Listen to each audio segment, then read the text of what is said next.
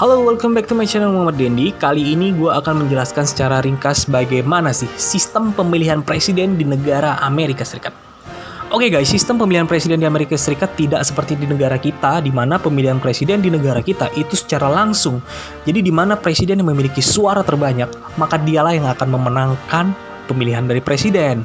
Jadi di Indonesia tuh suaranya, jadi kayak di Indonesia tuh one man one vote, yaitu satu orang satu suara. Nah, ini berbeda dengan di Amerika Serikat.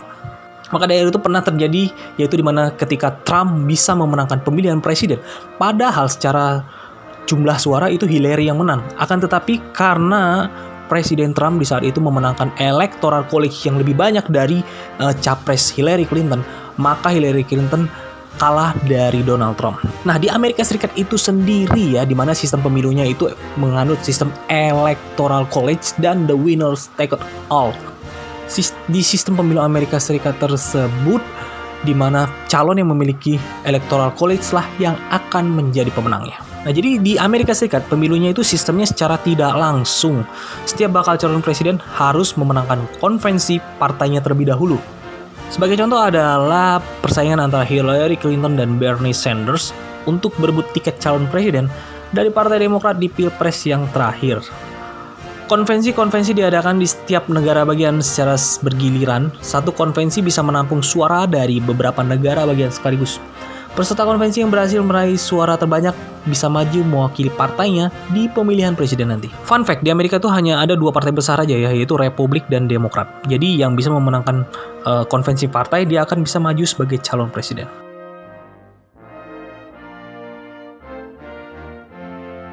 Nah, di Amerika sendiri tersebut, pemilihan presiden itu dilaksanakan di hari Selasa pertama bulan November. Para pemilih menggunakan hak suaranya untuk memilih elektoral. Nah, anggota elektoral inilah yang nantinya memilih langsung presiden dan wakil presiden Amerika Serikat. Jadi pemilu di Amerika Serikat yang secara langsung itu adalah memilih anggota elektoral. Nah, jadi anggota elektoral inilah yang jadi penentu kemenangan dari presiden.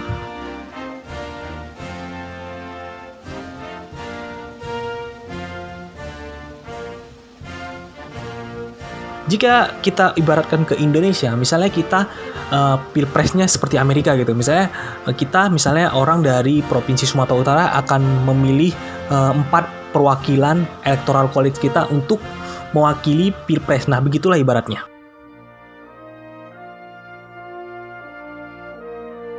Nah, secara hukum Amerika Serikat, anggota elektoral inilah yang nantinya memilih langsung presiden dan wakil presiden Amerika Serikat. Jumlah total anggota elektoral secara nasional adalah 538 orang, setara dengan 435 anggota Kongres plus 100 anggota Senat dan 3 orang elektoral dari Washington DC.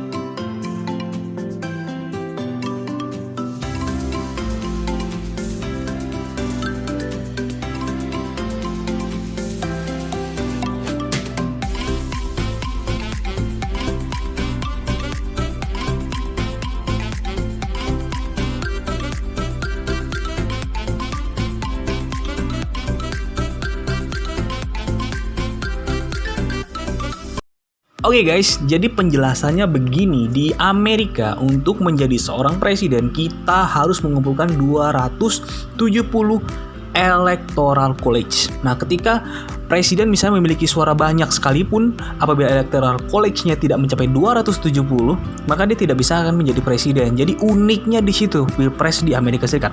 Nah, selain itu, Amerika Serikat menggunakan sistem winner take it all. Nah, misalnya ada kandidat yang menang di negara bagian California yang mana memiliki 55 electoral college. Misalnya saya ambil contoh negara bagian California. Siapapun calon yang menang di negara bagian California akan mendapatkan langsung 55 electoral college. Dan yang kalah tidak mendapatkan apa-apa. Nah, itu uniknya sistem pemilihan di Amerika Serikat. Oke guys, itu adalah penjelasan singkat saya tentang bagaimana sih pemilu di negara Amerika Serikat. Memang pemilunya sangat unik ya, di mana popular vote atau jumlah banyaknya suara tidak menjadi jaminan di Amerika Serikat untuk bisa menang menjadi presiden. Makanya fenomena menangnya Trump di pemilu presiden Amerika 2016 itu adalah fenomena di mana Electoral College adalah penentu terbesar dari kemenangan presiden di Amerika Serikat. Oke, terima kasih dan assalamualaikum warahmatullahi wabarakatuh.